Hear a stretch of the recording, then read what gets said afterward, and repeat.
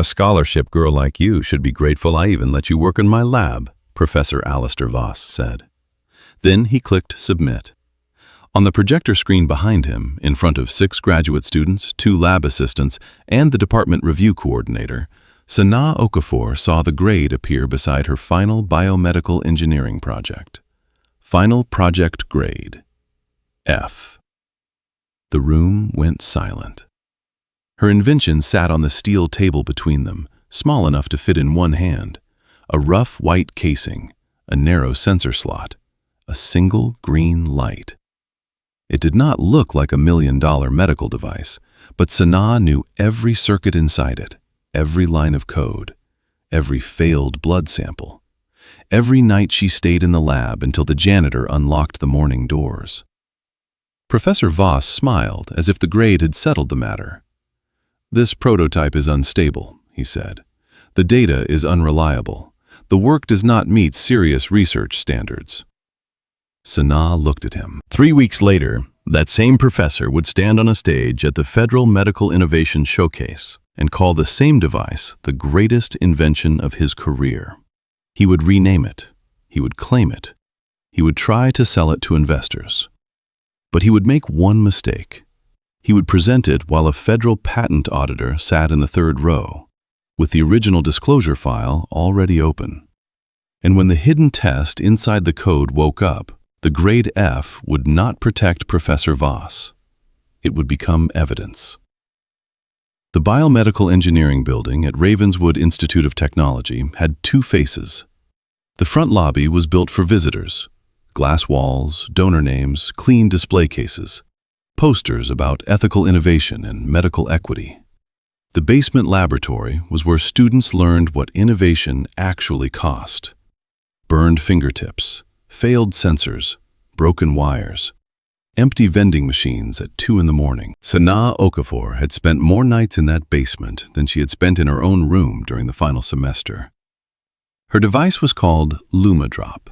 It was built to detect early signs of sepsis from a small blood sample before a patient crashed into the danger zone. It used a low-cost biosensor, a small reagent strip, and a machine learning model that could read patterns in noisy data from clinics that did not have perfect equipment. To Professor Voss, it became interesting only after it started working. Before that, he gave Sanaa old bench space near the back sink, a cracked storage drawer, and lab access hours nobody else wanted, 6 in the morning, after 10 at night. Sundays when the building heating clicked loud enough to sound like footsteps. Sanaa accepted every bad hour. She was not there for comfort. She was there because her mother had died in a hospital hallway after the warning signs came too late. Her mother's name was Amara Okafor. She had been a patient care aide, the kind of woman who knew how to calm other people's pain while hiding her own. When Sanaa was 16, Amara developed an infection after a minor procedure. The first clinic missed it. The second clinic said to wait. By the time the emergency room understood what was happening, the infection had already moved faster than anyone could stop. The last thing Amara told Sanaa was not dramatic, it was practical. Do not let people make you late to the truth. Sanaa wrote that sentence on the inside cover of her first lab notebook. Years later, while other students chased publication credits and industry internships, Sanaa chased 6 hours. 6 hours earlier detection. 6 hours before organ failure. 6 hours a small clinic might need to save someone who could not afford to wait. That was the soul of LumaDrop. Professor Voss never cared about the soul. He cared when the numbers improved. At first, he barely read her reports. Then the test accuracy crossed 70%. He asked for weekly updates. Then it crossed 80%. He asked for her raw data. Then the prototype flagged early inflammatory markers in a sample set that the main lab machine had treated as borderline. After that, Professor Voss began arriving at her bench, not to mentor, to measure. Sanaa, upload all code to my lab server. Sanaa, leave the prototype in the secure cabinet. Sanaa, use my lab template on every slide. "Sana, add my name to the top of the technical brief." She did what was required, not more. That annoyed him. Professor Voss was a famous man at Ravenswood. He had awards on the wall, patents in his biography, and a talent for making administrators feel lucky to stand near him. He spoke softly in faculty meetings. He used words like rigor, maturity, and readiness when he wanted to make cruelty sound professional. Students feared disappointing him. Young researchers needed his recommendation. Lab assistants knew his anger could travel through email faster than truth. Sana knew all of that. So did Keisha Laurent. Keisha was not in the biomedical program. She was in data science, sharp, direct, and allergic to academic worship. She helped Sana clean sensor data, test the model, and build backups after she noticed one thing. Professor Voss asks for files like a man collecting keys. Sana had looked up from the laptop. What does that mean? It means we do not keep only one copy of anything. That night, Keisha helped her build the first evidence timeline. Lab notebook photographs, code commits, sensor data exports, prototype videos, email confirmations, access logs. A copy of the Invention disclosure Sana had sent to the Office of Technology Transfer 6 weeks before Professor Voss took interest. Keisha said, "People do not just steal inventions, they steal time. They make it look like they arrived first." Sana had written that in the margin of her notebook. They steal time. On the afternoon everything broke, Professor Voss called Sana into his office at 3:15. The office looked more like a museum of himself than a place for students. Framed awards, patent plaques, a shelf of medical devices he had not touched in years. A photograph of him shaking hands with a senator during a federal research funding event. On the desk was a document, Research Contribution and Commercial Assignment Agreement. Sana did not sit until he told her. He slid the document forward. Standard paperwork. Sana read the title again. Assignment. Professor Voss waved one hand. Administrative language. If this device becomes marketable, the university needs a clean path to protect it. Sana turned the first page, then the second, then the third. Her eyes slowed. The agreement did more than document contribution. It transferred all invention rights, prototypes, code, datasets, sensor designs, and commercialization authority to the Voss Biomedical Systems Laboratory. It named Professor Alistair Voss as lead inventor. It granted his private company, Voss Med Analytics, first licensing option.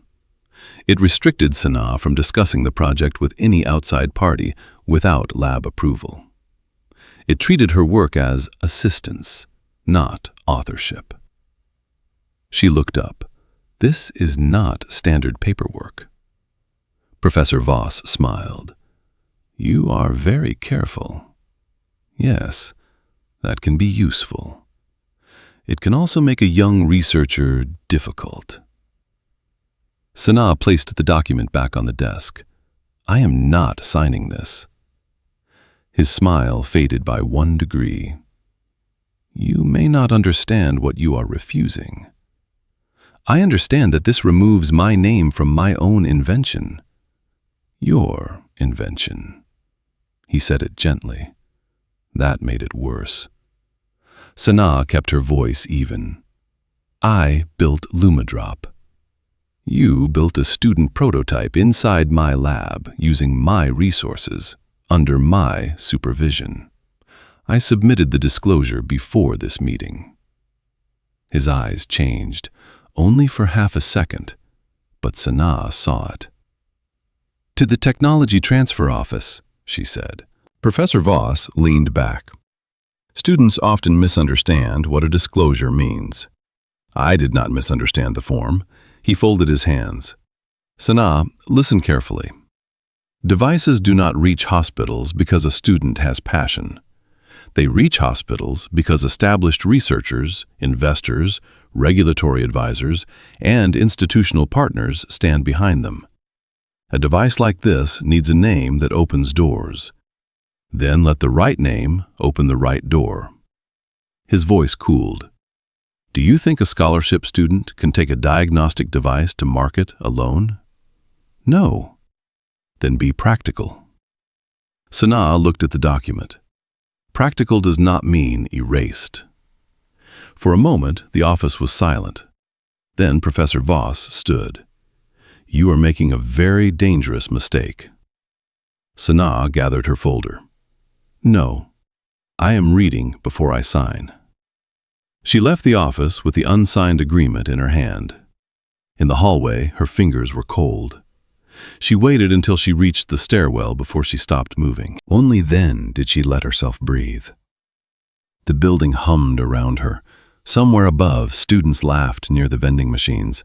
Somewhere below, a centrifuge spun in another lab. To anyone passing by, Sanaa looked calm. Inside, the room was shaking.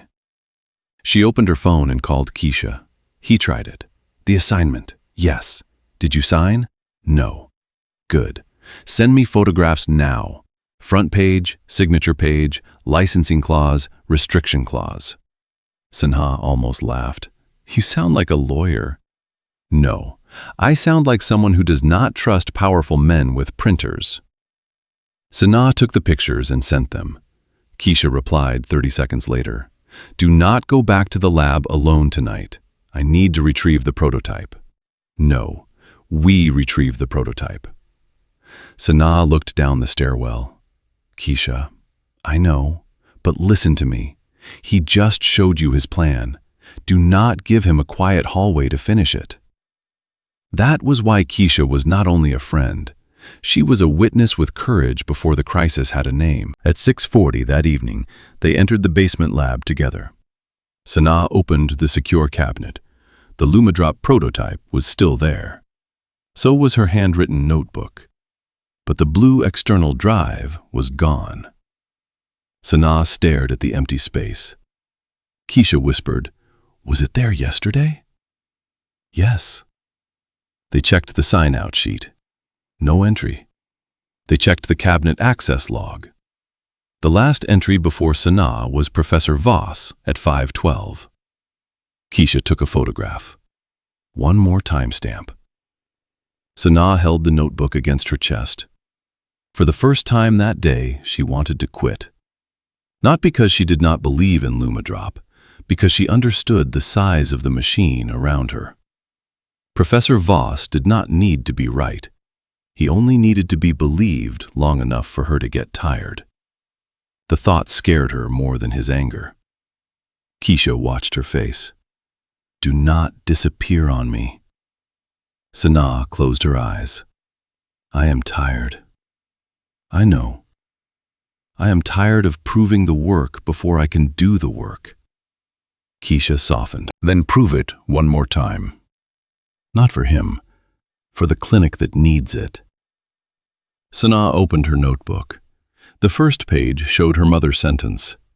Do not let people make you late to the truth. Her hand steadied. She looked at the prototype. Then we do this right. The next morning, Sanaa submitted a grade protection notice to the department review coordinator. It stated that a commercial assignment dispute existed with Professor Voss and that any grading action on Lumadrop should be reviewed for conflict of interest. At 10:13, she received an automatic confirmation. At 10:21, the confirmation disappeared from her student portal. At 10:34, Professor Voss sent her an email. Subject: Project Readiness Concern. The message was short. Your refusal to follow lab commercialization protocol raises serious questions about judgment, collaboration, and research maturity. We will discuss final grading during the review. Sanaa forwarded it to Keisha. Keisha replied, He is building the story. 2 days later, in the small department review room, Professor Voss built it in public. Sanaa stood beside the table with Lumadrop, her notebook, and her final report. Professor Voss stood at the front with the grading interface projected behind him. Dean Vivian Archer had not come. She sent the department review coordinator instead. That absence told Sanaa enough. Professor Voss began with praise so thin it sounded like a blade. Miss Okafor has enthusiasm. She has personal motivation. She has worked long hours. Then his tone changed. But long hours do not equal scientific maturity. Sanaa felt the eyes in the room turn toward her. He continued. The prototype is unstable. The data set is insufficient. The protocol compliance is questionable. The student has resisted proper lab oversight and does not demonstrate readiness for independent research continuation. Keisha sat in the back as data collaborator. She typed every word. Sanaa said, Professor Voss, the dataset you are calling insufficient is the same dataset you requested for commercialization review last week. He smiled. Requested for review, not endorsement. You also asked me to sign an agreement naming you lead inventor. Professor Voss' expression hardened. This is not the place for emotional accusations. It is a conflict of interest. The review coordinator shifted in his chair. Professor Voss turned to the projected grade field. The final decision is mine. He entered the grade. F. The letter appeared large on the screen. Someone behind Sanaa inhaled. Professor Voss clicked Submit. Then he turned toward her. This grade reflects the work, not your feelings about ownership. Sanaa felt heat rise behind her eyes. She did not cry. She looked at the projector, then at the device, then at the man who thought a letter could bury a year of work. He stepped closer and lowered his voice, but the room still heard him. A scholarship girl like you should be grateful I even let you work in my lab. That was when Sanaa made her choice. Not to shout, not to plead, not to break the device. She picked up her notebook. She picked up LumaDrop. She looked at the review coordinator. Please note that the grade was submitted after I refused an invention rights assignment and after I filed a conflict notice. Professor Voss laughed. You can appeal. I will. Good. Then we will see who the university believes. A student with a failed project or a professor with 30 years of research? Sanaa looked at him. No. The room grew still. She continued. We will see who the records believe. Professor Voss smiled as if she had said something childish, but Keisha stopped typing because she knew exactly what that sentence meant. That night, Sanaa returned to her dorm room and placed LumaDrop on the desk beside her mother's photograph. She opened her laptop. One by one, she checked the timeline. First concept sketch, saved. Prototype video, saved. Code commit history, saved. Sensor data signature, saved. Disclosure receipt from Dr. Helena Ruiz, saved. Photographs of the assignment agreement, saved. Cabinet access log, saved. Grade conflict notice, downloaded before portal removal, saved. Her hands were still cold, but they did not stop. At 11:46, a new email appeared from Dr. Helena Ruiz. Office of Technology Transfer. Subject: Urgent question regarding LumaDrop disclosure. Sanaa opened it. Miss Okafor, please confirm whether you signed any assignment agreement transferring invention rights for LumaDrop or related diagnostic technology to Professor Alistair Voss, Voss Biomedical Systems Laboratory, or Voss Med Analytics. Sanaa read the sentence twice. Then she looked at the small device on her desk. The green light blinked once. Keisha message arrived at the same time. Do not answer from your phone. Use your laptop. Attach the documents. Write only facts. Sanaa placed one hand on her mother's photograph. She heard the old sentence again. Do not let people make you late to the truth. Then Sanaa began typing. Dr. Ruiz, I did not sign. Sanaa Okafor typed the sentence slowly. Then she stopped. Keisha Laurent was right. Facts only. No anger. No pleading. No explaining pain to people who had already learned how to ignore it. Sanaa attached the photographs of the agreement Professor Voss had placed on his desk. The assignment page, the licensing clause, the restriction clause, the blank signature line. Then she attached the grade conflict notice, the automatic confirmation, and the cabinet access log showing Professor Voss had opened the secure storage drawer before the external drive disappeared. She looked once at LumaDrop on the desk. The small green light blinked again, like a pulse. She wrote the next sentence. I refused to sign the agreement because it transferred my invention rights, code, prototype, sensor data, and commercialization authority to Professor Voss Laboratory and his private company. Then another. 3 days after I refused, Professor Voss assigned a final project grade of F. She read the email once, twice. Her finger hovered above send. For a second, she was 16 again, sitting in a hospital waiting area with a paper cup of water in both hands while nurses moved too quickly past her. Her mother had been behind a curtain. Machines beeped. A doctor said they had caught the infection late. Too late. After the funeral, Sanaa found one of her mother's old work badges in a kitchen drawer. Amara Okafor, patient care aide. The badge had a scratched corner and a faded photograph. Sanaa kept it in the pocket of every lab coat she owned. Not for luck, for direction. Her mother had spent her life watching sick people wait for systems to notice them. Sanaa had built LumaDrop because she was tired of late truth.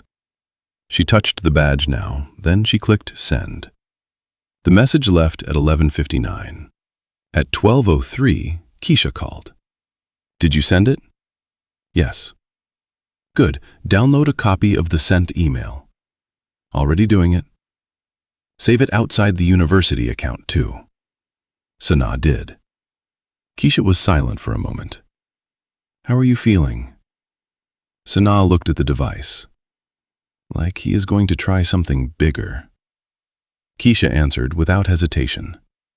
Then we stay ahead of bigger. The next morning, Sanaa reached the basement laboratory at 6:10. She always liked the lab before the famous people arrived. Before the perfume, the polished shoes, the faculty voices, the donors passing through on tours. Early morning gave the machines back to the people who actually touched them. She opened her bench drawer. Empty space where the blue external drive had been. Still empty. She opened her notebook. Inside were dates, sketches, chemical ratios, sensor calibration notes, failed tests, corrected tests, and one sentence written again and again in the margins. Early light saves lives. That was what Luma meant. Her mother used to say it when opening the curtains before sunrise. A little light early can keep a person from being lost in the dark. Sanaa named the device LumaDrop because it needed only one small blood sample, one drop, one early warning, one chance for a clinic with old equipment to see danger before it became irreversible. The first version had barely worked. It overheated after 8 minutes. The sensor strip misread inflammation markers if the sample was too cold. The algorithm confused electrical noise with signal. The casing cracked when Sanaa dropped it on the lab floor at 2 in the morning. Professor Voss had not been there for those failures. Keisha had. Keisha had seen Sanaa solder wires with blistered fingers. She had seen Sanaa fall asleep over training data. She had seen Sanaa hold the prototype against her forehead after the first successful detection because she did not want anyone to see her cry. That was why Keisha built the timeline. Not because she expected theft at first, because she understood institutions. She arrived at 6:35 with 2 coffees and a hard drive in her coat pocket. Any new messages? Sanaa shook her head. Not yet. Keisha handed her a coffee. Dr. Ruiz will move carefully. Technology transfer offices are built to move carefully. That is what worries me. Good. Worry keeps files duplicated. They worked for 3 hours. Not on new features, on proof. Keisha opened the code repository and exported the commit history. The first LumaDrop algorithm branch appeared 6 months earlier, under Sanaa account. She exported the sensor model changelog. She copied the training dataset record. She opened the hidden test function Sanaa had written as a joke after a bad week. When the model recognized its own original architecture, it returned a simple phrase, Luma Origin Active. Keisha stared at it. You never told me you kept this in the code. Sanaa looked embarrassed. It was not supposed to matter. Keisha smiled without humor. The best evidence usually starts as something nobody expects to matter. Sanaa opened the prototype case and removed the lower panel. On the inner board, near the sensor bridge, was a tiny serial mark etched into the metal. LDO1SO. Keisha leaned closer. What is that? Luma Drop Original 1. Sanaa Okafor. You etched your initials into the board. I etched the inventor mark into the prototype. Keisha took a photograph. Now I know why Voss wanted the device on his server and in his cabinet. Sanaa reassembled the casing. He knew enough to be greedy, not enough to be careful. At 10:20, Dr. Ruiz replied, Miss Okafor, thank you. Do not discuss this matter with Professor Voss alone.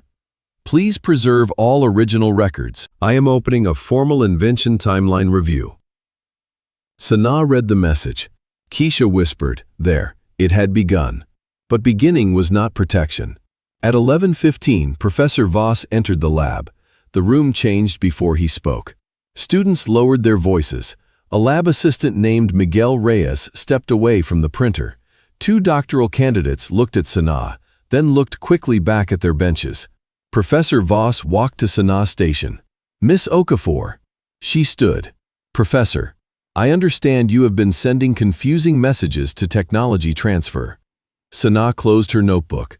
I answered a direct question from Dr. Ruiz. He smiled. Be careful. A failed student creating administrative noise around a professor patent file can damage her own reputation permanently. Keisha stepped closer. Her project grade is under appeal. He turned to her. Miss Laurent, this is not your department. Keisha said, data does not become less relevant because it embarrasses the wrong department. A few students looked up. Professor Voss' face hardened. Sanaa, my office, now. Sanaa did not move. I will not meet alone. His eyes narrowed.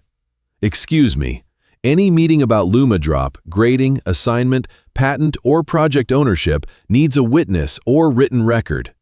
The lab went silent. Professor Voss looked around and realized too many people had heard. So he changed tone. Of course, if you feel that is necessary. I do.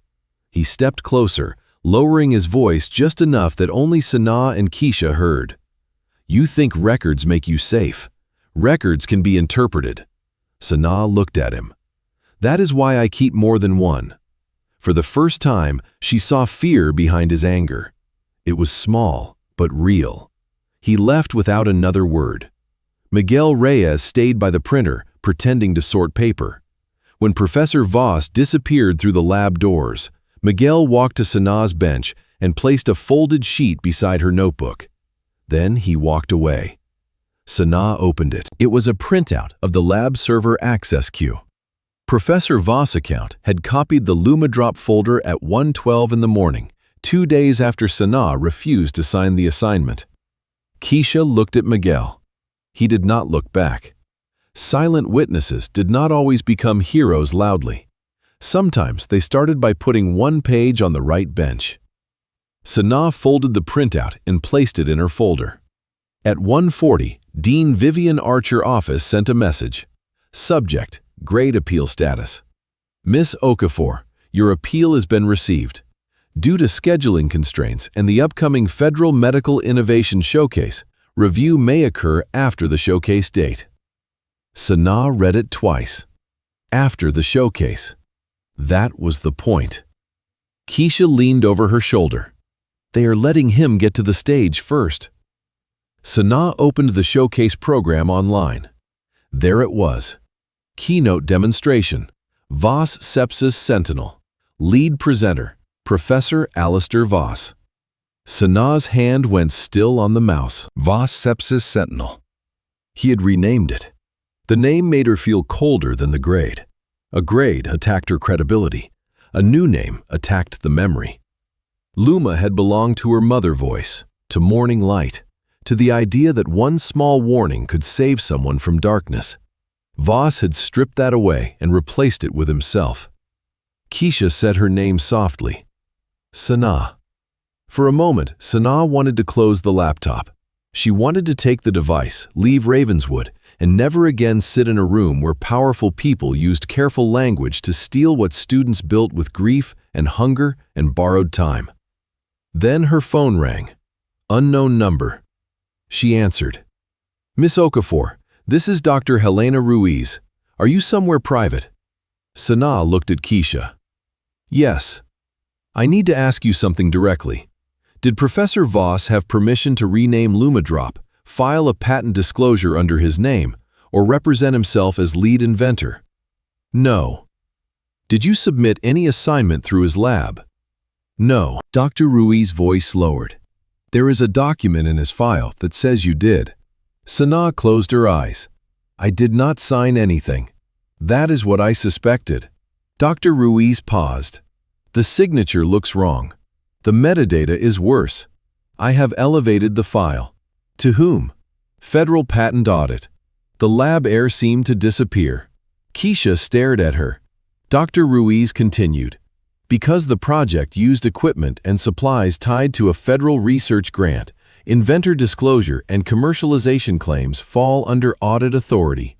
An investigator will contact you. Preserve everything. Do not warn Professor Voss. Sanaa looked through the lab glass toward the hallway where Voss had vanished. He already knows I am not quiet. Dr. Ruiz answered. Then be quieter now. Let the records get louder. The call ended. Sanaa lowered the phone. Keisha whispered, Federal Patent Audit. Sanaa nodded. That should have felt like rescue. Instead, it felt like standing at the edge of a bridge in fog, because audits did not move like anger. They moved like law. Slow when you needed speed. Fast when you were not ready. Merciless when paperwork began to speak. Sanaa looked at the showcase program again. Voss Sepsis Sentinel, Federal Medical Innovation Showcase, Friday at 10 in the morning, 3 days away. That gave Voss 72 hours to finish his lie, and it gave Sanaa 72 hours to make sure the truth could survive the room. That night, Sanaa sat alone in the old public library on Ashbury Street. She had gone there because her dorm felt too small and the lab felt poisoned. The library was where she had learned to read medical journals without access to medical school. The librarian had helped her request articles through public databases. The computer stations had time limits, but the tables near the back window had no limit at all. Sanaa spread her records across one table. Notebook copies, video files, disclosure receipt, code logs, prototype photographs, sensor signature exports, the assignment agreement, the false grade, the server access printout from Miguel. Her mother badge rested beside the laptop. For 20 minutes, she did nothing. She only sat there, looking at the badge. Then she whispered, I am tired, Mama. No one answered. That was the hardest part about grief. It did not answer. It only stayed. Sanaa opened the first prototype video. In it, she looked younger by only a few months, but somehow years less guarded. She was laughing because the device had finally detected the sample correctly. Keisha's voice came from behind the camera. Say the name. Sanaa in the video looked at the prototype. Lumadrop. Why Luma? Because my mother said early light matters. The video ended. Sanaa stared at the black screen. Then she began organizing the audit packet. Not for revenge, for the name. At midnight, an email arrived from Rowan Pike. Federal Patent Audit Office. Subject: Request for Inventor Timeline Interview. Miss Okafor, I am conducting a preliminary review involving Lumadrop, also filed under the name Voss Sepsis Sentinel. Please prepare to provide original records, development history, invention disclosure, prototype identifiers, code history, and any assignment documents presented to you. Sanaa read it once. Then she looked at the showcase date again. Friday. Voss wanted the stage before the truth. Now the truth had a seat in the room. Sanaa attached no files yet. She wrote only one reply. Mr. Pike, I am prepared to provide the full inventor timeline. Then she saved the message, sent it, closed the laptop. Across the city, Professor Voss sat in his office under the glow of his award wall, revising the showcase slides. On slide 1, he wrote, Voss Sepsis Sentinel, a breakthrough in early sepsis detection. On slide 2, he wrote, developed by Voss Biomedical Systems Laboratory. On slide 3, he removed the last remaining file name that still contained the word Luma. But in the code he had copied, under layers he had never bothered to inspect, one hidden test remained. Luma Origin Active. And every time he renamed the invention, the truth waited inside it. By Thursday morning, Professor Alistair Voss had convinced himself that speed would save him. Speed had saved him before. A student complained, he moved faster. A committee asked questions, he buried them in expertise. A junior researcher challenged authorship. He turned the challenge into a professionalism concern. A dean worried about optics. He offered the university a grant headline. That was how powerful people survive patterns. They made every incident look separate. Sanaa Okafor was supposed to become another separate incident. One failed student, one emotional appeal, one ambitious professor preparing a medical breakthrough for the world. That was the story Voss needed everyone to believe before Friday morning. At 8:10, he sent a message to the showcase planning office. Subject: Presenter Authority Confirmation. He wrote that Voss Sepsis Sentinel was developed under his laboratory supervision, that all student contributions had been routine, and that no unresolved ownership issues should delay investor presentation. At 8:27, he sent another message to Dean Vivian Archer. Subject: Student Conduct Concern. He wrote that Sanaa Okafor had become disruptive after receiving a failing grade and might attempt to interrupt the showcase. At 8:42, he sent a third message to the laboratory staff. Subject: Research file cleanup before showcase. All Luma Drop working folders were to be archived under the Voss Sepsis Sentinel project name. No one was to communicate externally about the device without his approval. Sanaa saw none of those messages at first. Keisha Laurent did. Not because she had access to Voss inbox, because Miguel Reyes printed the wrong document at the wrong printer and froze when he saw the subject line, Research File Cleanup Before Showcase. He stood near the printer with the page in his hand while other students moved around him. For almost a full minute, he did nothing. Miguel had worked in Voss Laboratory for 2 years. He had seen enough to know that cleaning files before a public showcase did not mean cleaning files. It meant making yesterday harder to find. He also knew what Voss could do to a lab assistant with no tenure, no famous family, and no backup offer. His hands shook. Then he folded the page, walked to the cold storage corridor, photographed it, and sent the photograph to Keisha from his personal phone.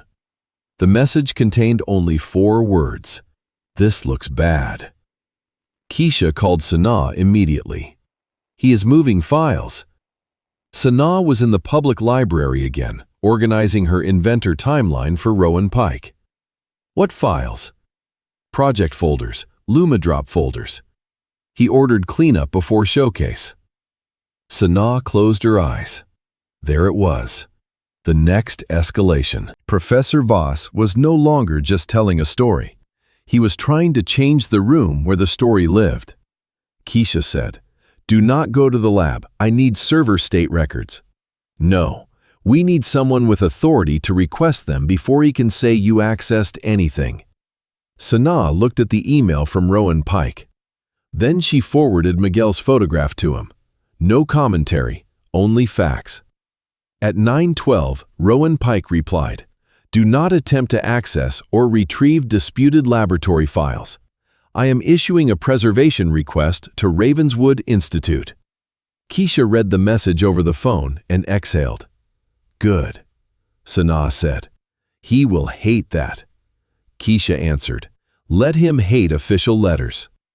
At 9:31, Rowan Pike sent the preservation request to Dean Archer, Dr. Helena Ruiz, the University General Counsel, and Professor Voss.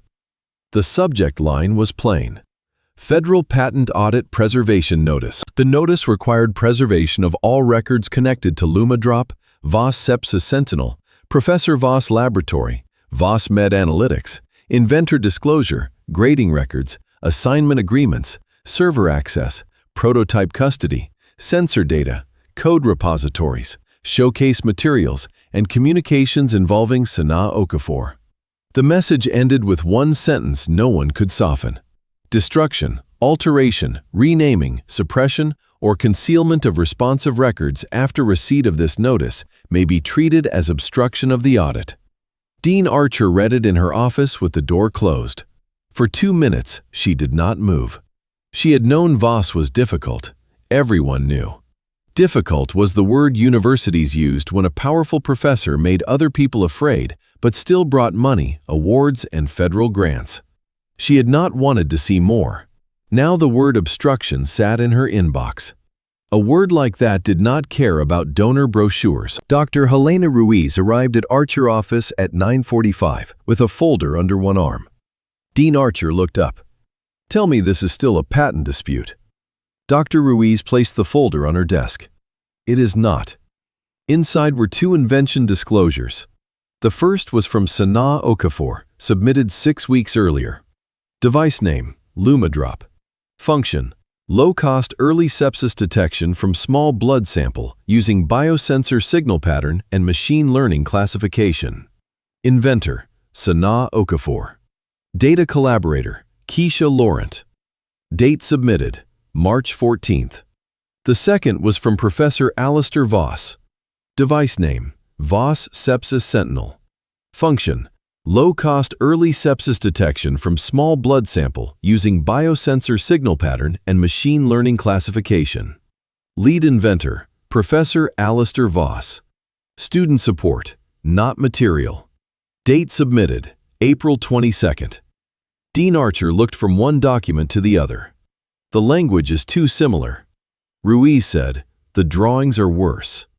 She opened the next page, a circuit diagram from Sanaa disclosure, then a circuit diagram from Voss file.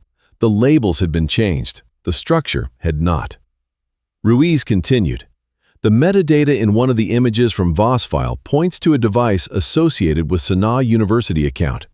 The assignment document claims Sanaa signed over rights, but she says she did not.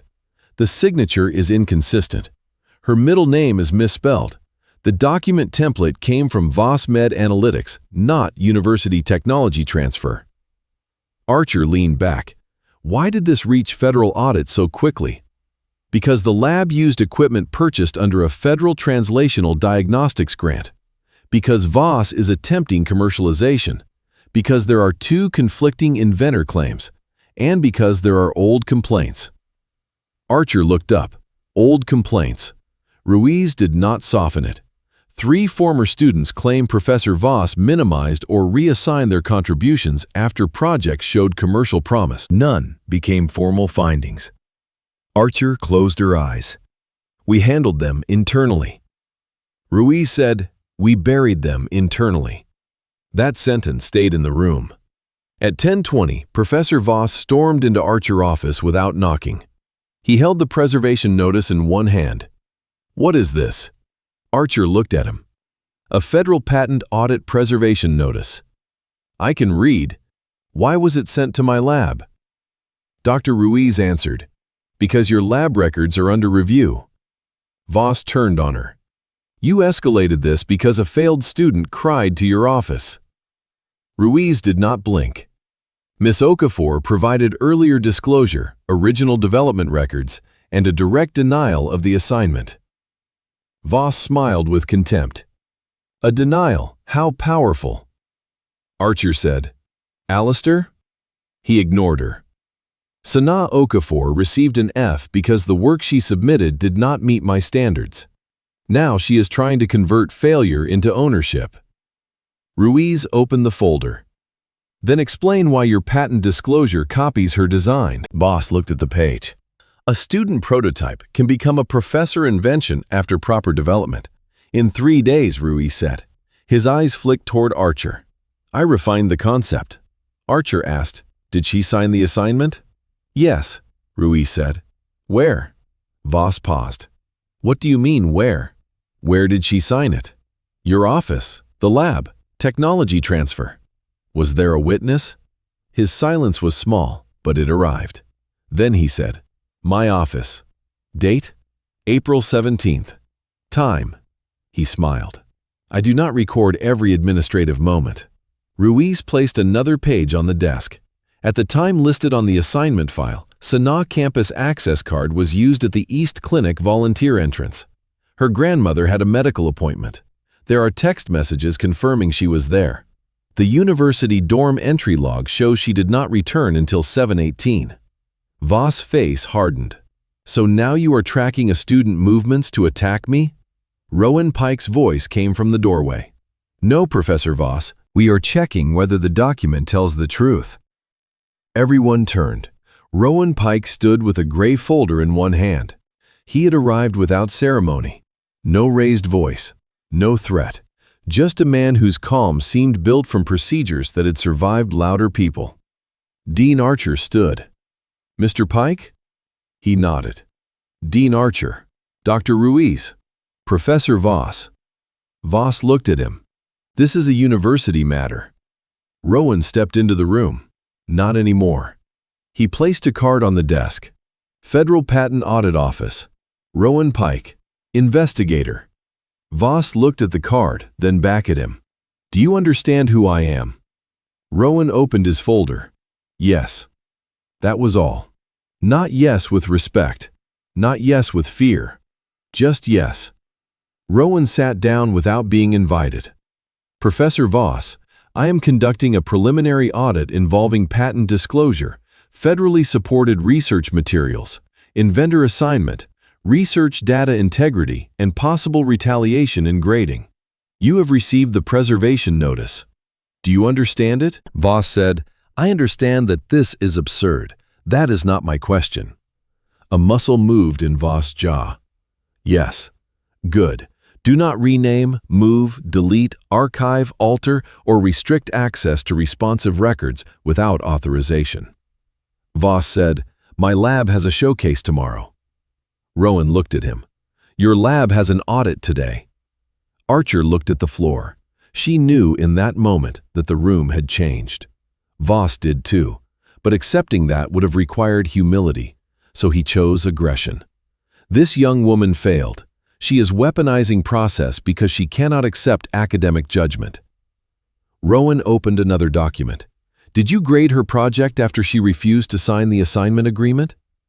Voss said, the grade reflected quality. Did you grade her project after she refused? Yes, but that is not relevant. Did you submit patent materials after that grade? Yes. Did those materials rely on the same device and data you graded as not meeting serious research standards?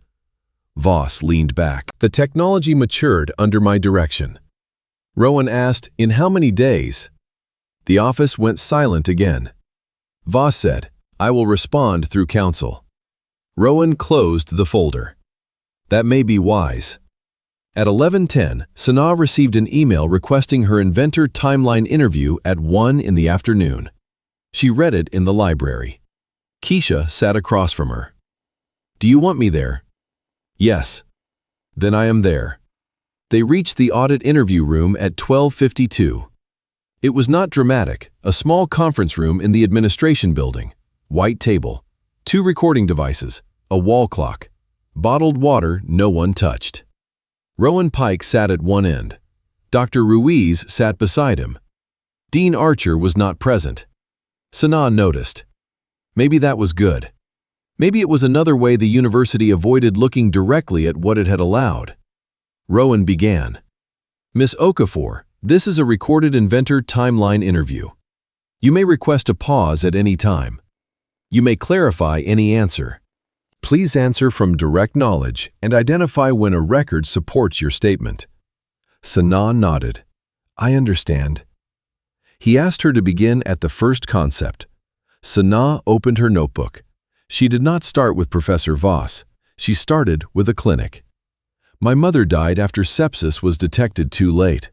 I began working on low-cost early detection because community clinics do not always have access to rapid lab infrastructure. Rowan did not interrupt.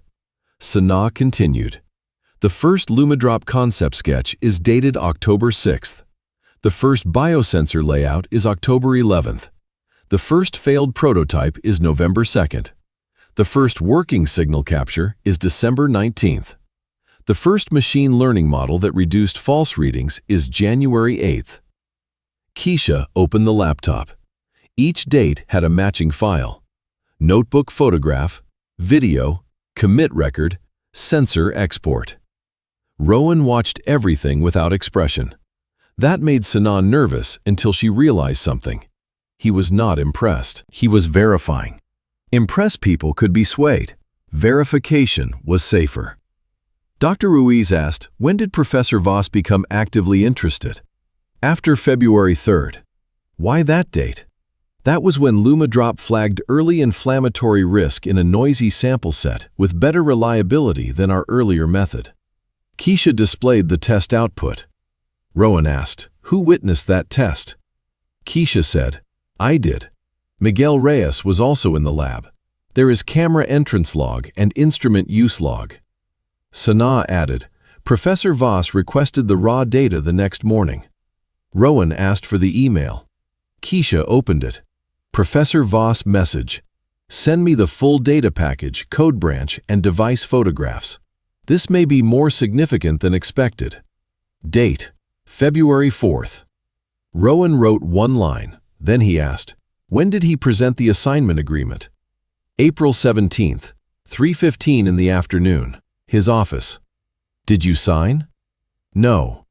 Why not? It assigned my invention to his lab and gave his private company first licensing option. Do you have the document? Yes, Sanaa provided the photographs. Rowan looked at the signature page. Blank. Then he looked at Dr. Ruiz. Ruiz opened the version from Voss file. Signed. The room seemed to tilt around Sanaa. Even though she had known it was coming, seeing her name falsely written beneath words she had refused made her throat tighten. Keisha saw her hand close around the edge of the table. Sanaa. I am all right, Rowan said. You can pause. Sanaa looked at the signature. No. She took out her mother badge and placed it beside her notebook. Not as evidence, as anchor. Then she said, I did not sign that. I was not in Professor Voss' office at the time listed in that file, and my middle name is spelled wrong. Rowan looked at the document. The signature line read, Sanaa Mariam Okafor. Sanaa said, my middle name is Mariama. My mother chose it. For the first time, Rowan's eyes lifted from the page with something like anger behind them. Only for a second. Then he returned to procedure. Noted. Keisha opened the campus access record and clinic text messages. The timeline held. Rowan asked about the grade. Sanaa explained the conflict notice, the portal confirmation, the disappearance, and the final F. Keisha provided screenshots and downloaded copies. Dr. Ruiz asked, did Professor Voss make any statement during the grading review? Sanaa looked at Keisha. Keisha opened her transcript notes. Sanaa said, he told me a scholarship girl like me should be grateful he let me work in his lab. Ruiz looked down. Rowan asked, who heard that? 6 graduate students, 2 lab assistants, the department review coordinator, and Keisha. Keisha said, I recorded notes in real time, not audio, notes. Rowan nodded. Real-time notes are useful. At 2:40, Rowan asked for the hidden test. Sanaa hesitated. This was the one part she had not shown anyone outside Keisha. The test was not malicious. It did not damage the device. It did not block function. It simply identified whether the copied model still contained the original LumaDrop architecture. Keisha said quietly, show him. Sanaa opened the code. Rowan leaned forward. Explain it. The LumaDrop model uses a diagnostic noise correction sequence I wrote in January. I built a verification test that checks for that architecture. If the original core is present, it returns this phrase. She ran the test on her local copy. The screen displayed, Luma origin active. Rowan asked, could someone remove it? Yes, if they knew it was there. Did Professor Voss know? No. Dr. Ruiz asked, if the same test runs on Voss sepsis sentinel. Sanaa looked at her. If he copied my core code, it will return the same phrase. Rowan closed his notebook. Then we will run it tomorrow. Sanaa felt the air tighten. Tomorrow. At the showcase. Rowan nodded. Professor Voss is proceeding with the presentation. The audit will observe. If he represents ownership publicly while relying on disputed records, that becomes part of the record. Keisha said, you are letting him go on stage? Rowan looked at her. We are letting him choose what he says after notice. That was colder than anger and more dangerous. At 3:30, Professor Voss received the same information in a narrower form. The audit would attend the showcase. The device must not be removed. The presentation files must be preserved. Any ownership claims would be reviewed. He read the message twice. Then he called Dean Archer. Cancel them, he said. She answered, I cannot cancel a federal auditor. Then cancel the showcase. Voss stopped. For the first time, Dean Archer heard panic in his breathing. She said, that would be hard to explain. He changed course instantly. No, we continue. We show confidence. We do not let a failed student and a bureaucrat dictate the future of medical innovation. Archer said, Alistair, if there is any issue with the assignment, you need counsel. There is no issue. Then why are you calling me? He hung up.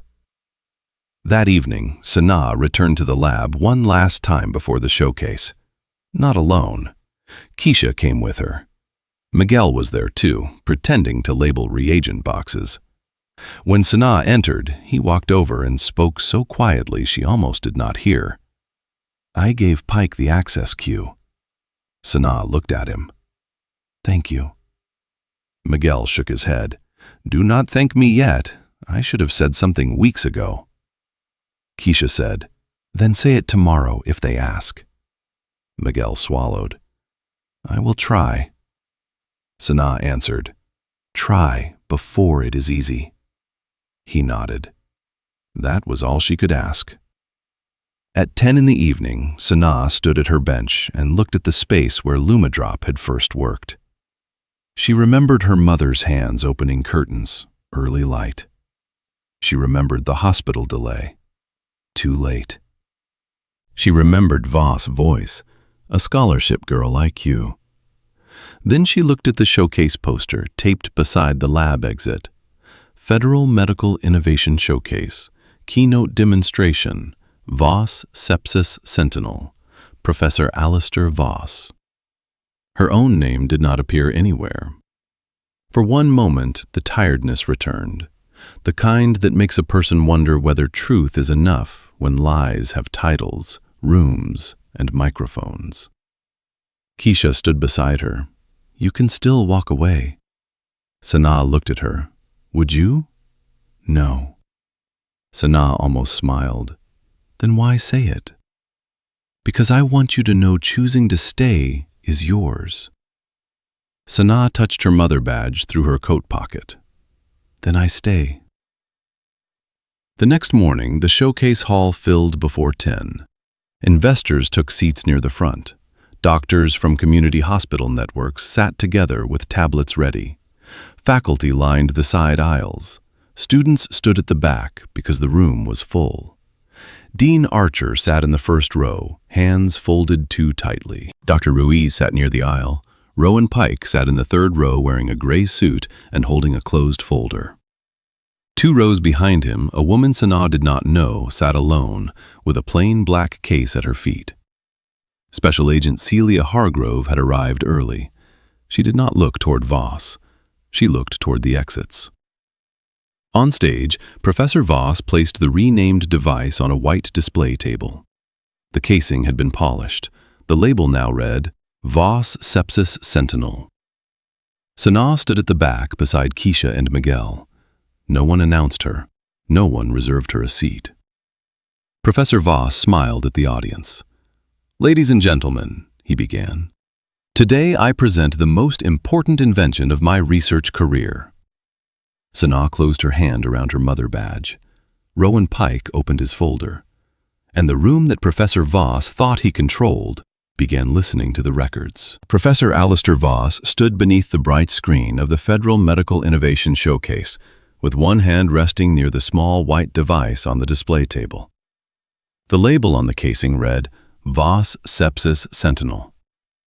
Sanaa Okafor stood at the back of the hall beside Keisha Laurent and Miguel Reyes. Her name was nowhere on the screen. Not in the title, not in the inventor list, not in the presentation credits, not even in the acknowledgments. Professor Voss smiled at investors, doctors, faculty members, and federal grant representatives, as if he had not spent the past week trying to bury the student whose work he was about to sell. "Today," he said, "I present the most important invention of my research career." A soft wave of attention moved through the hall.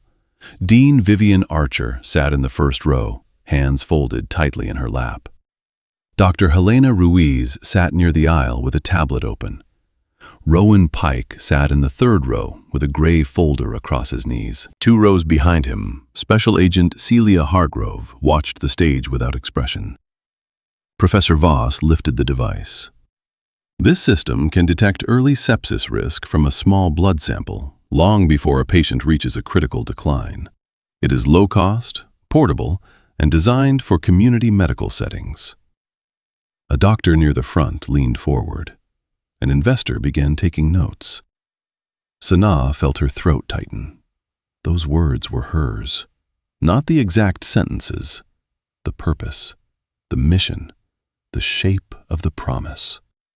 Low cost, portable, community settings. 6 hours earlier, early light before darkness. Professor Voss clicked to the next slide. Developed by Voss Biomedical Systems Laboratory. Lead inventor, Professor Alistair Voss. Sanaa closed her hand around the old patient care badge in her pocket. Keisha whispered, "Breathe." Sanaa did. Not because breathing made it hurt less, because she needed her body to stay present when the truth arrived. Professor Voss continued. "The concept began as an exploratory diagnostic framework in my laboratory. Several students provided routine technical assistance. I refined the model, stabilized the sensor, and prepared it for commercialization." Miguel looked down. He had watched Sanaa repair the first sensor bridge with tape wrapped around one finger. He had watched Voss ignore the project until the numbers became valuable. He had stayed quiet too long. His silence was standing beside him now. Professor Voss looked toward the back of the hall and saw Sanaa. For half a second, his smile sharpened. Then he returned to the audience. Unfortunately, as often happens in academic environments, some students become emotionally attached to early prototypes and misunderstand the difference between participation and invention. That was when Rowan Pike opened his folder. Not standing yet, just opening it. Sanaa saw the movement. So did Dr. Ruiz. Professor Voss clicked another slide. Commercial pathway. The device is currently under patent protection, with licensing discussions underway through proper institutional channels and VossMed Analytics. Dr. Ruiz's eyes lifted. Proper institutional channels. Serena? Different story. No Serena. An investor raised his hand. "Professor Voss, are all inventor rights clear for licensing discussion today?" Professor Voss smiled. "Yes, the ownership chain is clear." Rowan Pike stood. The hall shifted. Professor Voss looked annoyed before he looked afraid. "May I help you?" Rowan buttoned his jacket. Professor Voss, I am Rowan Pike, Federal Patent Audit Investigator. This presentation involves technology currently under active audit. You were notified yesterday that ownership claims, assignment documents, data sources, and commercialization statements are under review. The hall erupted in whispers. Dean Archer looked at the floor. Professor Voss forced a laugh. There is a minor administrative review underway. It does not concern the scientific validity of this device. Rowan walked toward the aisle microphone. It concerns who invented it, who had authority to assign it, whether a student's signature was falsified, whether federal grant-supported resources were misreported, and whether the device is being represented to investors under false ownership. The whispers stopped. Professor Voss' face hardened. This is inappropriate. You are interrupting a medical innovation showcase based on a failed student complaint. Sanaa felt every head begin to turn. There it was, the grade again, the weapon he kept reaching for. Professor Voss pointed toward the back. Miss Okafor received an F on the project she claims to have invented. She is attempting to transform academic failure into ownership because she cannot accept professional judgment. Sanaa stood still. She did not speak yet. Rowan did. Professor Voss, did you assign that grade after Miss Okafor refused to sign a commercial assignment agreement? Professor Voss froze. Only for one beat, but the hall saw it. He said, "Her grade reflected quality. That is not what I asked." Dean Archer lifted her eyes now. Rowan repeated it. Did you assign that grade after she refused to sign an agreement transferring rights to your laboratory and your private company? Professor Voss said, "The timing is irrelevant." Rowan nodded once. The record shows the answer is yes. A doctor in the second row whispered, "My God." Voss turned toward Dean Archer. "Dean, this is becoming defamatory." Dr. Ruiz stood. "No, Professor, it is becoming documented." She walked to the technical table and connected her tablet to the showcase screen. Professor Voss stepped forward. "You do not have authorization to hijack my presentation." Dr. Ruiz looked at him. "This is not your presentation anymore. This is a federal audit record." The screen changed. Two disclosure files appeared side by side. Left side, Lumadrop, submitted by Sanaa Okafor. Date, March 14th. Right side, Voss Sepsis Sentinel, submitted by Professor Alistair Voss. Date, April 22nd. The diagrams appeared beneath them. Same sensor layout, same blood sample pathway, same noise correction architecture. Different labels, different name, different inventor. Rowan spoke calmly. Miss Okafor disclosure predates Professor Voss filing by 39 days. It includes a more detailed device architecture, raw testing notes, and early limitations later removed from Professor Voss' file. Professor Voss said, "Student disclosures are not patents." Rowan answered, "Correct. They are also not nothing." Dr. Ruiz opened the next slide. Email from Professor Voss to Sanaa, February 4th. Send me the full data package, code branch, and device photographs. This may be more significant than expected. Dr. Ruiz looked at the audience. That email was sent the morning after Lumadrop first produced the successful noisy sample detection result. Professor Voss said, "I supervised her work." Keisha stepped forward from the back. "No, you noticed it after it worked." Every eye turned to her. Keisha's voice shook at first, then steadied. "I am Keisha Laurent. I built the data timeline with Sanaa. I was present for the January model test, the February noisy sample test, and the March disclosure preparation. Professor Voss did not stabilize the model. He asked for the files after the model had already improved. Professor Voss snapped. Miss Laurent is not in my department. Keisha answered. Data does not change departments when someone steals it. A few people inhaled. Rowan looked at Keisha. Miss Laurent, please remain available for formal statement. I will. Miguel took one step forward, then stopped.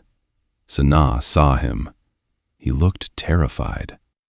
Professor Voss saw him too. Miguel, he said sharply, sit down. Miguel did not sit. His voice came out low. I printed the server access queue. Professor Voss turned white around the mouth. Miguel continued. Your account copied the LumaDrop folder at 1:12 in the morning, 2 days after Sanaa refused to sign. Professor Voss said, You had no right. Miguel swallowed. I know, I should have spoken earlier. Rowan said, Mr. Reyes, the access queue has been received by Audit. Miguel nodded. He looked at Sanaa. I am sorry. Sanaa did not say it was all right. It was not. But she nodded once. That was enough for now. Dr. Ruiz opened the access record. Professor Voss account. LumaDrop folder copied. Time, 1:12 in the morning. Destination, Voss Sepsis Sentinel Draft Archive. The screen made his denial smaller. Professor Voss tried to recover. Renaming a project folder is not theft. Laboratories consolidate files before patent review. Rowan asked, Did you have permission from Miss Okafor to copy and rename her code branch after she refused assignment? Voss said, The code was on my lab server. Rowan replied, That does not answer inventorship. Professor Voss' voice rose. This is a student prototype elevated by my laboratory. Without my resources, she had nothing. Sanaa finally spoke. No. The hall turned to her. She walked down the aisle slowly. Keisha moved as if to follow, but Sanaa raised one hand. She needed to stand alone for this part. Not unsupported, only unhidden. She reached the front of the hall and faced Professor Voss. You gave me the worst bench hours. You gave me outdated parts. You ignored the first 3 reports. You called the data immature until it showed value. Then you asked for the code, the raw files, the prototype, the notebook, and my signature. Professor Voss glared. This is not testimony. Rowan said, It is now.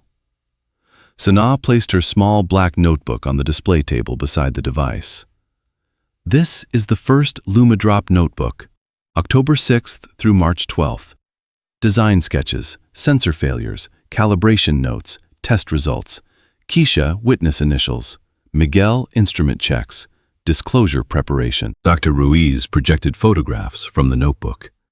Dates, sketches, failed sensor notes, corrected reagent ratios, model training observations. At the bottom of the first page was one sentence. Do not let people make you late to the truth. Sanaa looked at the screen for only a second. That was her mother voice. She would not explain it yet, not to the hall. The evidence could speak first. Dr. Ruiz moved to the prototype images. Early prototype 1. Rough casing. White tape on one side. Exposed sensor bridge. Date stamp.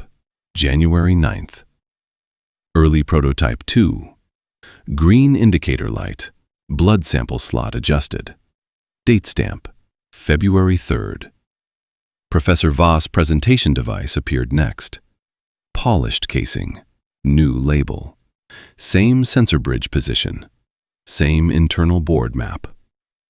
Rowan asked, Professor Voss, do you claim independent invention of this architecture? Voss said, I claim scientific leadership over the development. Rowan said, Again, that does not answer the question. Voss looked toward Dean Archer. She did not rescue him. That was new. Dr. Ruiz said, We also reviewed the assignment document in your patent file. The screen changed. Research Contribution and Commercial Assignment Agreement. Signed version submitted by Professor Voss. Sanaa name appeared at the bottom. Sanaa Mariam Okafor. Sanaa voice stayed calm.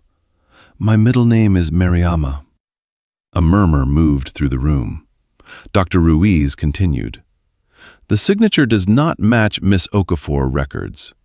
The file metadata shows creation on a computer assigned to Professor Voss' office. The document uses an outdated VossMed Analytics template. The listed signing time conflicts with Miss Okafor verified clinic visit with her grandmother and campus access records. Professor Voss gripped the edge of the podium. This is a technical inconsistency. Rowan said, It is a suspected forged assignment. Dean Archer flinched at the word. Forged. It sounded different in public, harder to manage, harder to rephrase. Professor Voss said, I will not stand here while a bureaucrat and a failed student smear my name. Sanaa looked at him. You keep saying failed student because the F is the only thing you still own. The hall fell silent. Professor Voss' mouth opened, then closed. Sanaa turned to the device. Run the test. Rowan looked at the audit technician near the side table. Proceed. Professor Voss stepped between them. No one touches that device. Rowan said, Professor Voss, the device is under audit. You were instructed not to interfere. It is proprietary. Dr. Ruiz answered, That is the question. The technician approached the device with a connection cable. Professor Voss moved as if to grab it. Special Agent Celia Hargrove stood from her seat. Professor Voss? Her voice was not loud. It still stopped him. He turned. Who are you? Special Agent Celia Hargrove, Federal Investigative Service. The room went dead quiet. She did not move toward him yet. Not yet. She only watched. Rowan nodded to the technician. The technician connected the device to the audit laptop. Sanaa stood perfectly still. Her hands were cold again. Keisha stood at the front row now, eyes fixed on the screen. Dr. Ruiz opened the verification function. Sanaa said, The hidden test identifies whether the original LumaDrop model architecture is still present. It does not damage the device. It does not alter output. It only confirms origin. Professor Voss gave a short, desperate laugh. A hidden phrase in student code is not proof of invention. Rowan answered. Alone, no.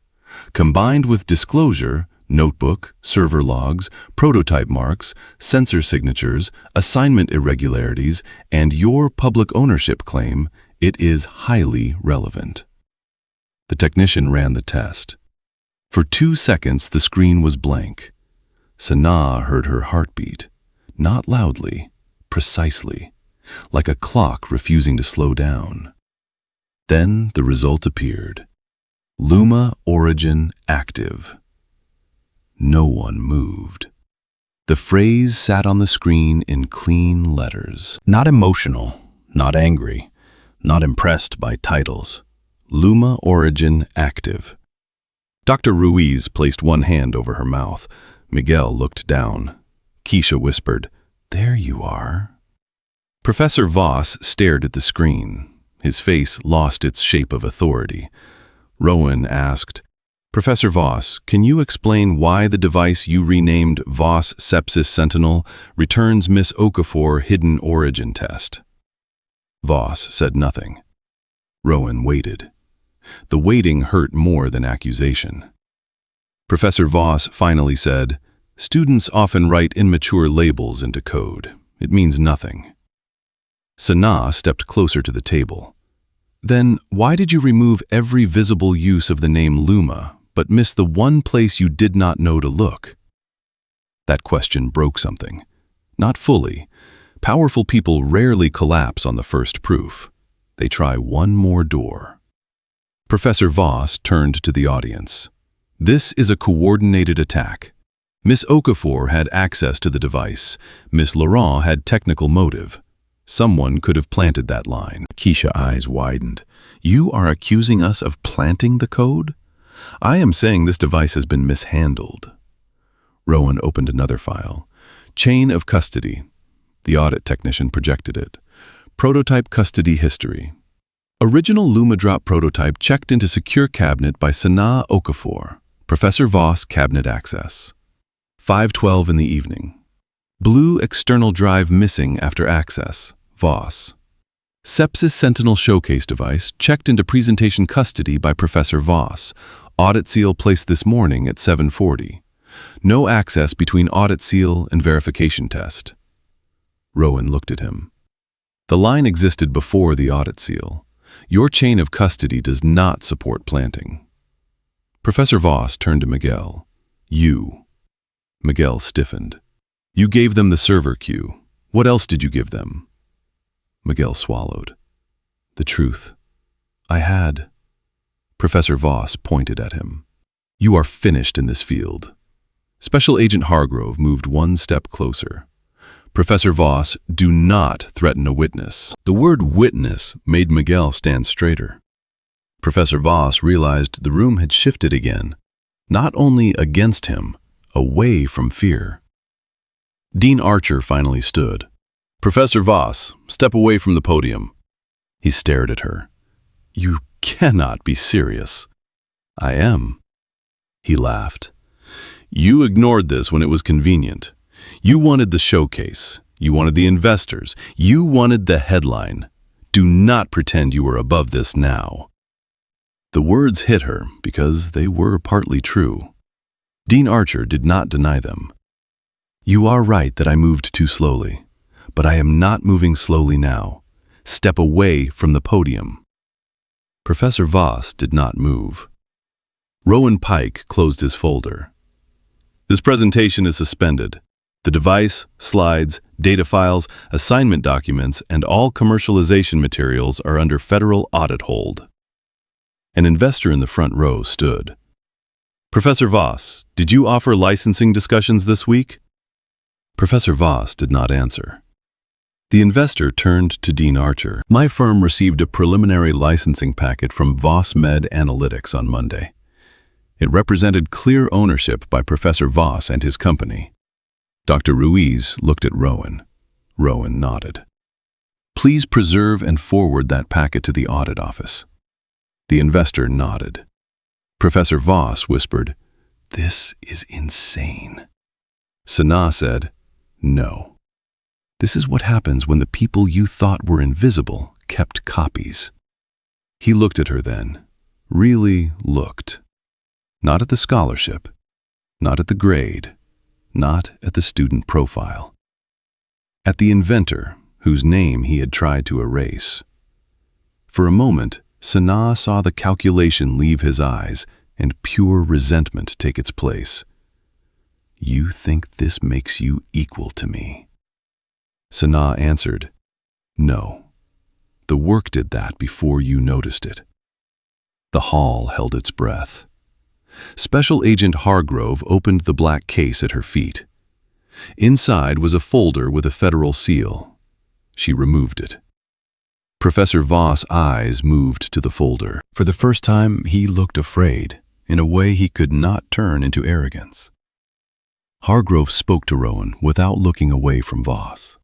Mr. Pike, has the audit confirmed the disputed assignment irregularity, the false ownership representation, the protected student timeline, and use of federally supported research materials? Rowan answered, Yes. Has Professor Voss made a public ownership claim after preservation notice? Yes. Has the device verification test confirmed Miss Okafor original code architecture inside the presented device? Yes. Hargrove nodded. Then she stepped into the aisle. Professor Voss backed away from the podium. Dean Archer whispered, What is happening? Rowan answered quietly, The audit just confirmed the last piece. Special Agent Hargrove looked at Professor Voss. Professor Alistair Voss, step down from the stage." The showcase hall was silent enough to hear the device fan running inside the white casing. Sanaa stood beside the table. The screen still showed the phrase Voss had not known how to erase: Luma Origin Active. And the grade F that he thought would bury her invention was about to become the first page in the case against him. Special Agent Celia Hargrove stepped into the aisle with the federal folder in one hand. Professor Alistair Voss looked at the folder, then at Rowan Pike, then at the screen. Luma Origin Active. The words did not move. That was what made them powerful. They did not accuse him loudly. They did not care about his awards. They did not ask the audience to believe Sanaa Okafor because she was hurt. They only showed where the code came from. Professor Voss tried to smile. "This is theater." Hargrove answered, "No, Professor Voss. This is the part after theater." She opened the folder. "There is an active federal arrest warrant connected to an ongoing investigation involving suspected falsification of inventor assignment documents, false statements tied to federally supported research, wire communications connected to disputed commercialization materials, obstruction concerns, and retaliation against a student inventor. The audit confirmation today satisfies the final condition for execution." The hall went still. Dean Vivian Archer stood halfway, then stopped. Professor Voss' face hardened again. "You cannot arrest someone over a patent disagreement." Rowan Pike said, "This is not a patent disagreement." Hargrove continued, "You are not being arrested because a student claims she had an idea. You are being arrested because the record now supports probable cause that you falsified ownership documentation, represented disputed federally supported technology as yours, attempted commercial licensing through your private company, and used academic grading to retaliate against the student whose work you were trying to claim." Voss turned toward the audience. "This is outrageous." Hargrove nodded to the second agent near the side exit. "Professor Alistair Voss, place your hands where I can see them." For the first time in his career, the room did not rearrange itself to protect him. No dean interrupted, no donor stood. No colleague rushed to say that he was respected. No student apologized for being present. Sanaa stood beside the display table, with her mother badge pressed inside her palm. She did not feel victorious. She felt the strange stillness that comes when a storm finally reaches the house you have been boarding up for months. Voss looked at her. "You did this." Sanaa answered, "No, I kept records." Hargrove stepped closer. "Professor Voss, hands." He obeyed slowly. The handcuffs sounded small when they closed, but the sound reached the back row. A professor in the side aisle lowered his head. A graduate student covered her mouth. Miguel Reyes stared at the floor. Keisha Laurent did not look away. As Hargrove guided Voss down from the stage, he turned one last time toward Sanaa. "You have no idea what you destroyed." Sanaa looked at the device he had renamed. "I know exactly what I protected." He had no answer. The agents walked him through the center aisle. 3 weeks earlier, he had told a room that Sanaa failed. Now he passed the same kind of room in silence, while the screen behind him kept saying the name he could not erase. Luma Origin Active. After the doors closed, nobody spoke. The investors did not know whether to gather their papers. The doctors did not know whether the showcase was over. The faculty did not know whether to pretend this was an isolated legal matter or the collapse of something they had allowed for too long. Dean Archer moved first. She walked to the front of the stage and faced the hall. "This presentation is suspended. Ravenswood Institute of Technology will cooperate fully with the federal audit and investigation. All materials connected to this device are under preservation order." Her voice was steady but not clean. Everyone could hear what it cost her to say the next sentence. The university also failed to respond quickly enough to evidence provided by Miss Okafor. Sanaa looked at her. Dean Archer did not look away. Dr. Ruiz stepped beside the device. For the record, the technology presented today under the name Voss Sepsis Sentinel is under inventor dispute. The earlier disclosure record identifies the device as LumaDrop and names Sanaa Okafor as inventor, with Keisha Laurent as data collaborator. Until review is complete, no commercialization discussion may proceed under Professor Voss' name or Voss Med Analytics. One investor closed his folder. Another stood. A doctor from East Mercy Community Hospital raised her hand. "May I ask one question?" Dr. Ruiz nodded.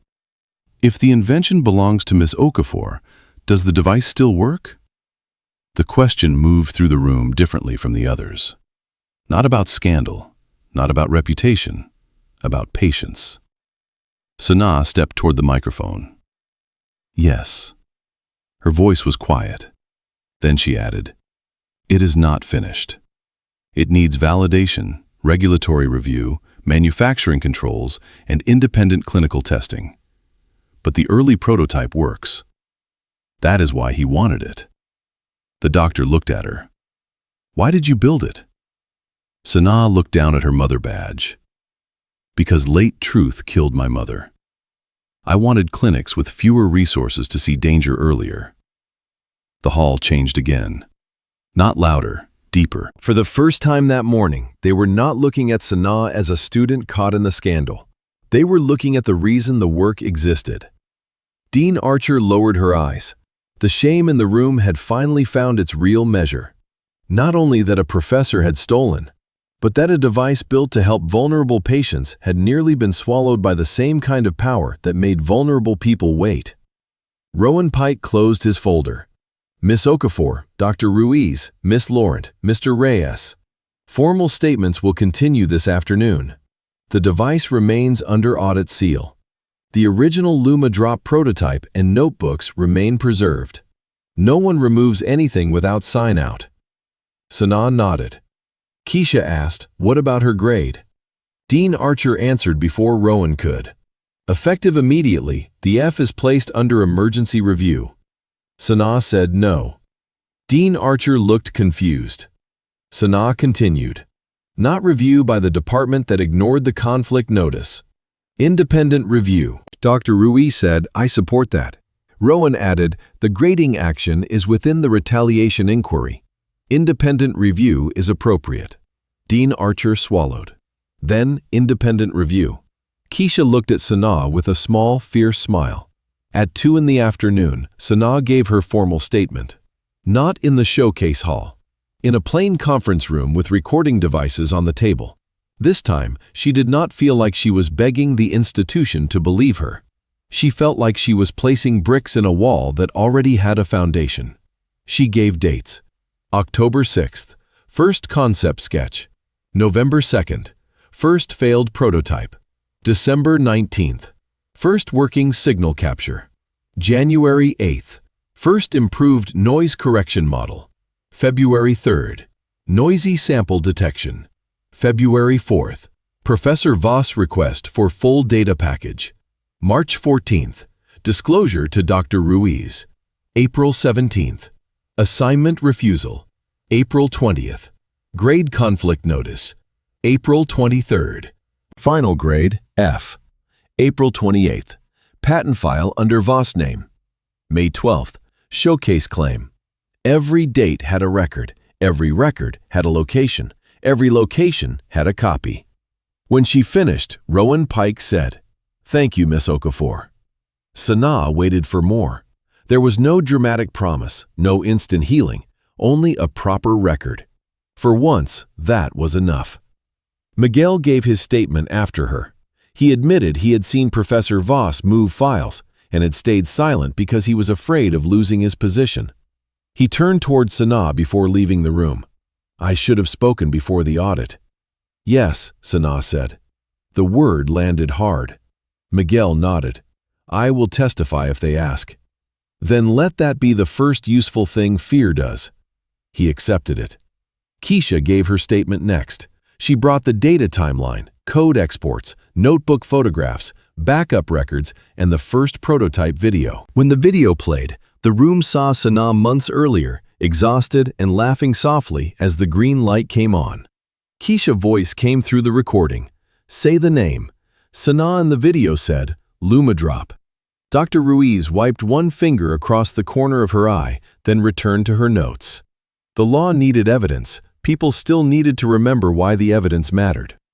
Over the next week, Ravenswood moved faster than it had ever moved for Sana before the scandal became public.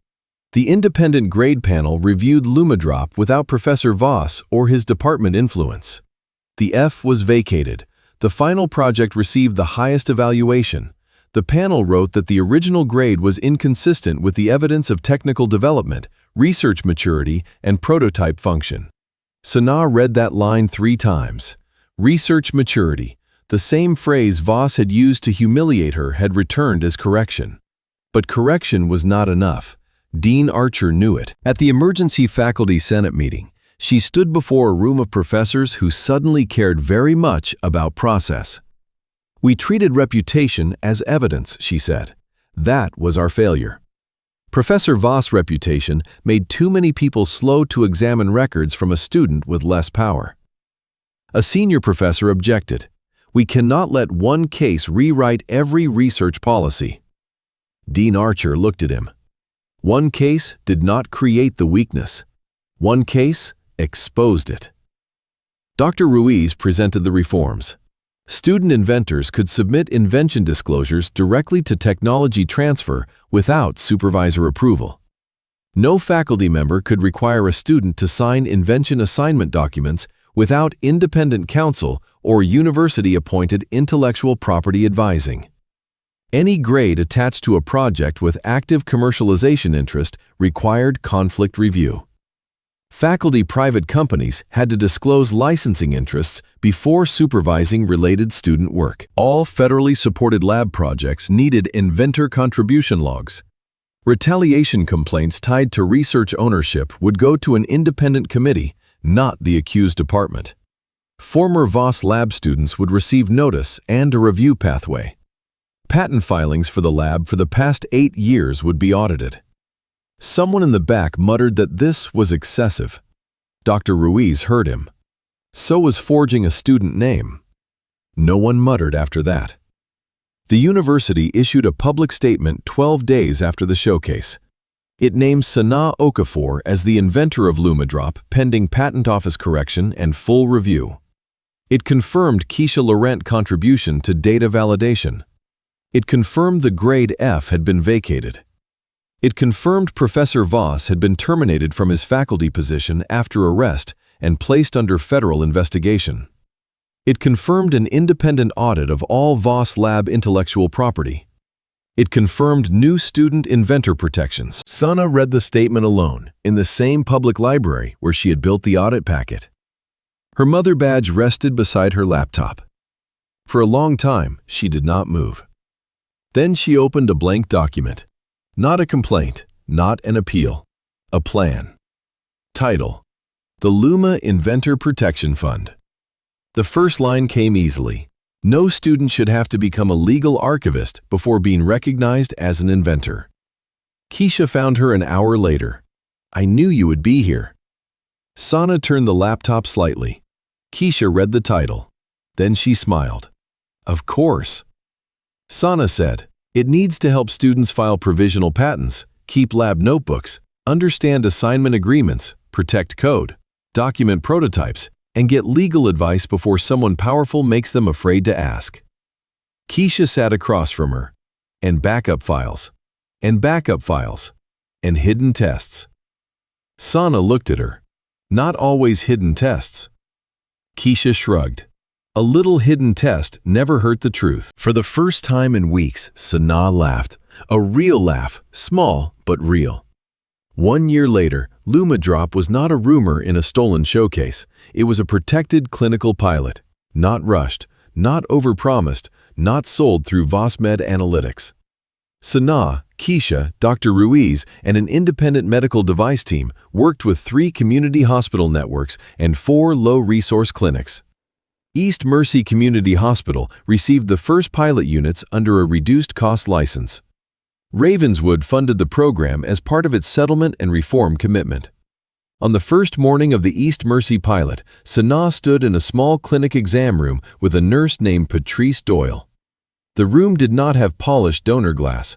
It had a supply cabinet that stuck when opened, a blood pressure cuff with a taped label, and a waiting room already full before 9. Sanaa trusted this room more than the showcase hall. Patrice placed a sample strip into LumaDrop. The device blinked. Processing. Sanaa held her breath. A thin line of light moved across the screen. Then the alert appeared. Early sepsis risk detected. Recommend urgent confirmatory testing. Patrice looked at the attending physician. We need to move now. The physician nodded and stepped into the hall. No applause, no cameras, no investors, just movement. The kind that might save a life. Sanaa stood still after they left. Keisha was beside her, holding the pilot log tablet. You all right? Sanaa looked at the screen. My mother waited too long for someone to see it. Keisha's voice softened. Today, someone saw it earlier. Sanaa nodded. That was not healing, but it was light. Later that afternoon, the patient was transferred for urgent treatment before collapse. The final hospital report did not call LumaDrop a miracle. It called the device an early warning tool that contributed to faster intervention. Sanaa liked that better. Miracles were too easy for institutions to praise and too hard to reproduce. Tools could be built, protected, tested, improved, shared. At the official launch of the Luma Inventor Protection Fund, Sanaa stood in a classroom full of students who looked at her the way she once looked at people who seemed to know which forms mattered. On the table were sample lab notebooks, disclosure templates, code backup guides, and plain language explanations of assignment agreements. No one had to whisper to learn the rules. A young black engineering student raised her hand. What if a professor says the invention belongs to the lab because the lab has more power? Sanaa held up her mother badge. Power can delay truth. It cannot replace documentation. She picked up a lab notebook. Do not keep your truth only in your heart. Keep it in dates, notebooks, emails, code commits, prototype photographs, sensor logs, signed disclosures, and people who know what they saw. Another student asked, what if they give you a bad grade to scare you? Sanaa looked at the old grade report framed on the side table. The F was there, not hidden, not glorified, preserved. Then make sure the grade has to stand beside the timeline. The students turned toward the frame. Below the grade was the final correction notice. Grade vacated. Inventor status corrected. Retaliation finding sustained. Sanaa continued.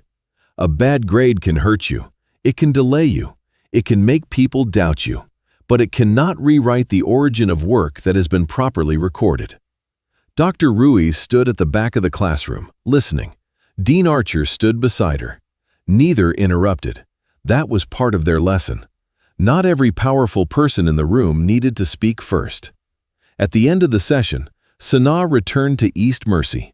The pilot device sat on a counter near the triage station. Its screen showed one simple line, LumaDrop active.